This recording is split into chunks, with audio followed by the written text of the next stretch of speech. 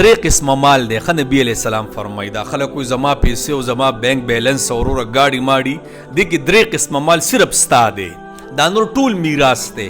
لا اولنۍ څه اکله ودې خوړو مړه ښایسته ښایسته هوټلو ته وروره کله په ملګرو باندې او کله په غریبانانو باندې وروره دا درز غوبل سټارټ کړی ماشاءالله او دا درستخوانونه دي افطار پاټۍ دي په خلکو یې خرچه کې یو دغه ستا مال دی. دویم څه دی واده غوستو ښایسته واسکټې او کپړې او کاټن دي او ماشاءالله مړه په جمع او په اوړي کې ښه ډېرې کپړې هلي دي نه اسلام منع نه کوي صحیح ده. دویم دا مال دی. او دریم څه دی صدقه دې کو په غریبانانو باندې په مسکینانو باندې په کونډو باندې په یتیمانانو باندې مړه زکات د باندې 2 لکه ته 3 لکه وباسي اوري دا درې قسمه مال دی. څلورم څه ته څوکیدار دغه مال څوکیدار به خبره پوه شي دا نه چې خپلو بچو ته به مال نه پرېږدي خو دا هم نه چې تاله ورته واچې نه په ځان خرچې کې د روپۍ وستې کېږي او ته نیمه روپۍ په ځان لګوي یا ته بخیلي او شیطان وایي بس د بخیل سره زاړو ملګری کېږم نه د چې کم د عادت دی دی به هلاک کي صحیح ده که نه. د یو ځای کې 10 روپۍ ستا لګېدي او ته 15 روپۍ نو ته بخیل ته د دې مال څوکیدار یاد ساته.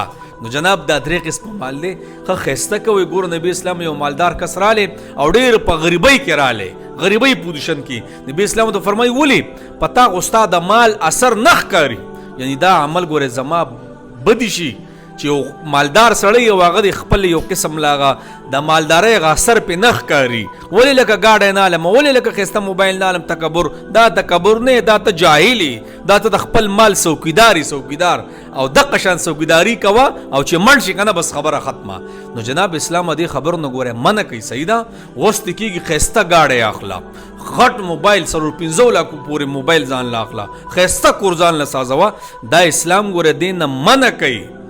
هغه صحابي ته یې وویل ولې په تا باندې ستا مال ولې نه ښکاري اثار پې ولې نه ښکاري دا ښکاره که ځان باندې ښایسته جامه پیزار اچوه ښایسته سورلۍ کې ګرځه.